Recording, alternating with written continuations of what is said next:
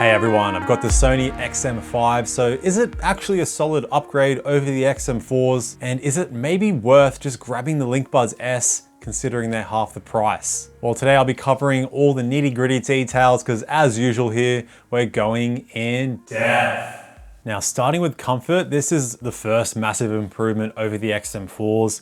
The XM5s are a lot smaller, much closer to the LinkBuds, just not as thin, but it is the new ear tips that make the most difference. The XM4 ear tips were just too firm, not comfortable at all for me, and I really had to force them in to get a snug fit or squeeze the ear tips then put them in. And look, I don't have time to be squeezing my true wireless ear tips. The XM5 tips are the same foam style, but they're much softer and they feel less intrusive as well. Still not as comfortable or easy to get a seal with than just regular silicone ear tips. I still find to get a good seal, I need to wiggle the buds around a lot. Sometimes they seal fine, other times it takes a couple of tries. And this does cause a bit of an issue with the noise cancelling, which I will get to. Once they are in though, they stay in place great. I can wear them for over 2 hours with no issues, and I rarely even need to readjust them when weight training. So fine for rows, bench press, squats and deadlifts, they stay in completely fine. Now, running with the XM4s were just a complete no-go. They just made a lot of sound every time I made impact on the ground. The XM5s still have it a little bit, but it has been reduced. I still wouldn't use them when running, but they're a bit better now. Still, for me, the LinkBuds S are the most comfortable. They stay in great when weight training. They are better when running. Where with the XM4s, I couldn't use them when weight training, but I know a lot of people that did use them for weight training and do find them comfortable. So fit is gonna be a little bit different for everyone. But for the price that you are paying here, I honestly think that Sony just should have included silicone ear tips like they did with their WF-10XM5 true wireless earbuds 3-4 years ago. They had foam ear tips and silicone ear tips. Because when I use the LinkBuds S ear tips on the XM5s, they're almost as comfortable as the little LinkBuds. And getting a seal is much easier, but this will affect the noise cancelling strength. And the new XM5 ear tips also have some mesh on them to protect the driver. The XM4 and LinkBuds have mesh on the driver nozzle itself. So if you don't use the ear tips that Sony provides with the mesh covering, this could cause issues down the track with dirt and earwax and stuff getting down into that driver nozzle, blocking it up, and it's gonna be pretty hard to clean. Now with the IPX rating, you're still just getting an IPX4 on all of the earbuds, nothing with the case. And I was kind of expecting to see some water resistance on the case because you got pairs from Nothing and OnePlus. They're much cheaper and they do have water resistance on the cases. Now, speaking of the case as well as battery life, you're getting pretty much the same battery life as the XM4s. And in my test at 60% volume, this was with noise cancelling on. With LDAC, I got 5 hours and 42 minutes. With the AAC codec, I got 7 hours and 43 minutes. Fast charge has also been improved now, so chuck the buds in the case for just 3 minutes, and you're gonna get 1 hour of playback on the earbuds, where with the XM4s and LinkBuds, they require 5 minutes for the same 1 hour. 3 minutes compared to 5 minutes doesn't seem like much, but that is a 40% improvement. 5 minutes to 1 out of 5 is 2, 4, 6, 8, 10. Pretty sure I got it. And it's still just a LinkBuds S case that isn't compatible with wireless charging. But the XM5 case itself is much smaller and thinner than the XM4 case. Really impressive seeing that you get the same total battery life, but even more impressive is that it's smaller and thinner than the LinkBuds S case as well. And here it is compared to the AirPods Pro 2 case. For a bit of reference, that is the thinnest case out there, but the XM5s get pretty close. Now onto controls. Sony definitely not known for the best customization with their controls, and that has sort of been fixed now because you now have the option to increase or decrease volume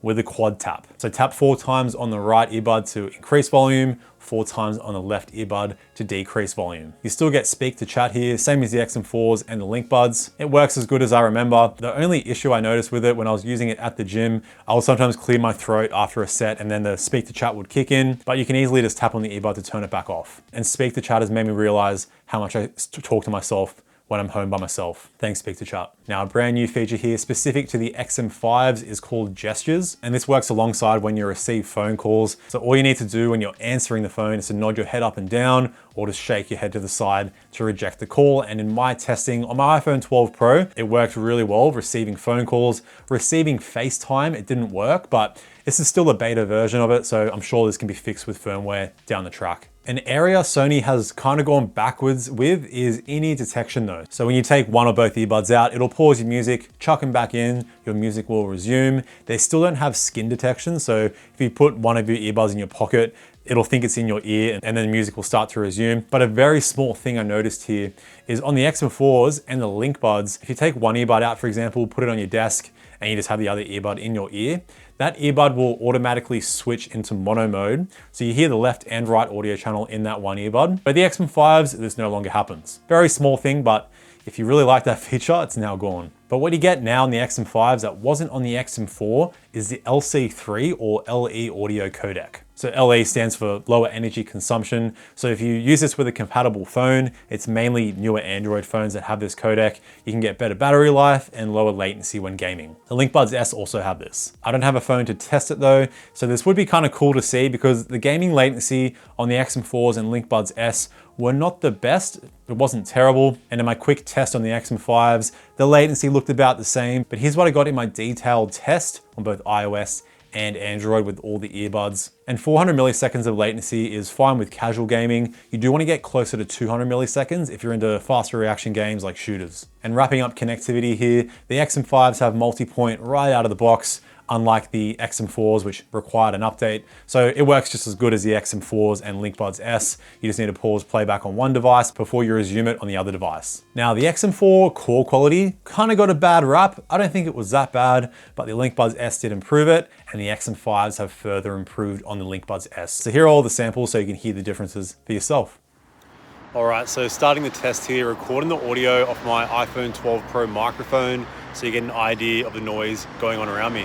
All right, so here is the call quality of the Sony WF-1000XM4s. All right, so here is the call quality of the Sony Link Buds S. All right, so here is the call quality of the Sony WF-1000XM5s. Testing, 1, 2, 3. All right, before we talk about noise canceling, if you're enjoying this style of video, please chuck a like down there because it really does help the video and the channel out. Now, how I test my noise canceling, I just chuck on my soundbar and I'm playing simulation plane noise and crowd noise. So I'm getting nice low frequency sounds as well as middle and inconsistent high frequency sounds. Now, like I said, the XM5s for me, to get a good seal, it's a little bit tricky. Every time I put the buds in, I need to take them back out, fiddle around, twist them, rotate them to make sure I'm getting a full seal. The XM4s were a little bit easier for me to get a seal because the new ear tips in the larger size are actually slightly smaller than the XM4s. So if I use the XM4 ear tips on the XM5s, I get a better seal and slightly stronger noise canceling. And you might think an easy workaround with this is to just use regular silicone ear tips, but this is going to reduce your noise canceling strength by about 10%.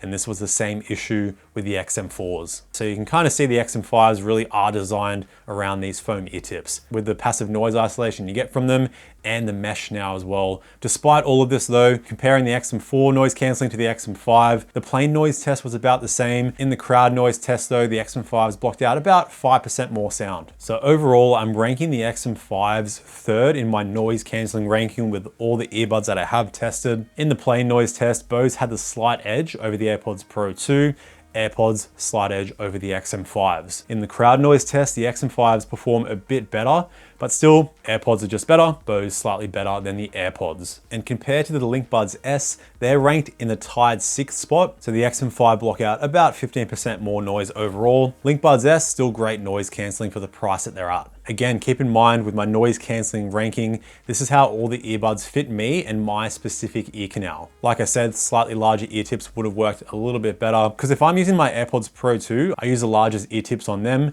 and they are noticeably bigger than the XM5 largest ear tips. And the Bose Quiet Comfort 2 also use technology to optimize the noise canceling to your specific ear canal. So that could explain why the noise canceling is also stronger for me on the Bose, where for some people, it seems like the XM5 is stronger or on par. And this leads me to my next complaint with the noise canceling is the lack of optimization as well as customization. You either have noise canceling on or noise canceling off. You can't adjust the noise canceling level and it also doesn't optimize your ear canal. This only makes a small difference, but when you got brands like Nothing, OnePlus, and Soundcore that have these features at about half the price of the XM5s. Now, another feature Sony took away with these buds is the automatic wind noise reduction mode. Now, this is only on the XM4s And the main reason for this is because the XM4s let in a lot more wind noise through the microphone, where on the LinkBuds S, they added a mesh protection to reduce the amount of wind noise, and that same mesh protection carries over to the XM5. So you're all good when it comes to wind noise. It picks up a little bit, not as annoying as the XM4s. Now with the transparency mode, the XM4s already had a very solid transparency mode. The actual quality and clarity is about the same on the XM5s. What has been improved though is the occlusion. So this is when you speak with transparency mode on, it's that kind of echo and reverb sound in your ears. So a lot less here on the XM5s. Still, you're not going to be getting transparency quality at the level of the AirPods Pro 2. They're still in a bit of a league of their own. And the LinkBuds are slightly worse than the XM4s, but that's still a pretty solid transparency mode. They do have the most amount of white noise hiss though, followed by the XM5s, only noticeable if you're in a quiet room, and the XM4s actually have the least amount of white noise, only slightly less than the 5s. And that mesh covering on the LinkBuds and the XM5s also reduces the amount of wind noise the mics pick up with transparency mode on. Wind will still get picked up, but a lot less in the XM4s. And you can customize the strength of the transparency mode in the app on all the pairs, and you also have a voice pass-through mode to focus more on voices and actually block out other sounds. All right, now before we talk about what's most important in sound quality, let's quickly touch up on volume. If you're looking for loud level listening, all the pairs are completely fine. Above 85% volume, you're in hearing loss territory, but the XM5 do go about 1 click louder than the XM4s and the LinkBuds. And if you like to listen to music at low volumes, say on the first 2-3 clicks, the XM4 and XM5 sound about the same. They have a nice amount of bass and treble, since naturally we hear less of those frequencies at lower volumes, where the LinkBuds S do lack a little bit of bass and treble. And while we're talking about volume here, one of my biggest gripes with the XM4 was their EQ shift when you started to venture above 65-75% volume. Sub bass and treble wouldn't increase, it'd just be mids and mid bass increasing. So on the last 4-5 clicks of volume, the sound has completely changed. It just sounded pretty weird. Now the LinkBuds S in my initial review also did this, but I'm pretty sure they've been fixed via firmware because they do it nowhere near as much now. And thankfully the XM5 follows on with the LinkBuds S. The bass does get reduced very slightly, but this is inevitable with any true wireless earbud. The bass has to be brought down a little bit to reduce distortion. But what's more important here is that the mid-range and the treble stays the same, so the actual tuning is similar from 60% to 100% volume. Nice work, Sony. Now onto the sound quality itself. The XM4s today, still one of the better sounding true wireless earbuds on the market. A nice balance, but slightly bass boosted tuning. My only issue with them was the treble was a little bit lacking. So that has now been fixed on the XM5s. The treble is more direct, has more sparkle, and just sounds more crisp. The bass has been tightened up very slightly as well, and that's about all I could really notice. The extra treble separates the higher frequencies a little bit better. That's about it. You get a similar amount of bass, the same open soundstage. My only complaint is the focus on mid bass rather than sub bass. You still get some nice deep sub bass rumble, but I was hoping for a tiny bit more. But overall, it's just a really nice tuning that'll work with any kind of music you throw at it. And since the stock tuning is now even better, this allows you for even more freedom of customization in the EQ. A good stock tuning is so important because you can only EQ the earbuds so much. And speaking of the EQ, another brand new feature here is called Find My Equalizer. You can also do this on the XM4s and the LinkBuds S, but you run through a quick hearing test and it will make a custom EQ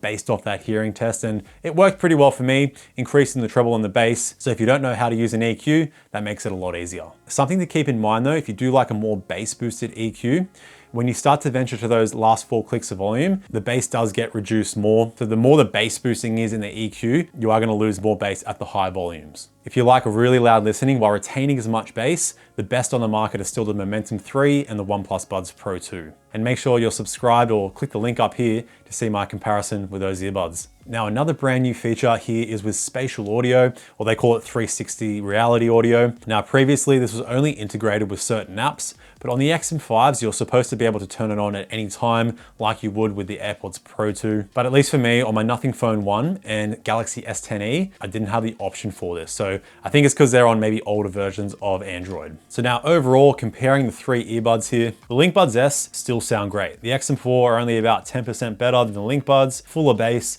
better clarity, and then it's about a 5% jump up in quality from the XM4 to the XM5. So Sony has improved in the 2 areas that matter the most, which was the fit and that EQ shift at high volumes. But there are still features that should really be here with the price the XM5s are at. Silicon ear tips, an IP rating on the case, controls still not the best, personalized sound and noise cancelling, and they still don't have a Find My Buds feature.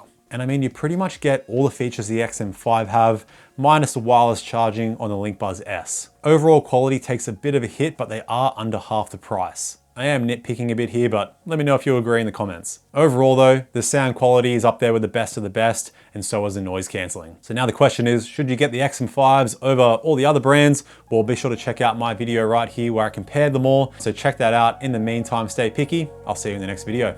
Bye now.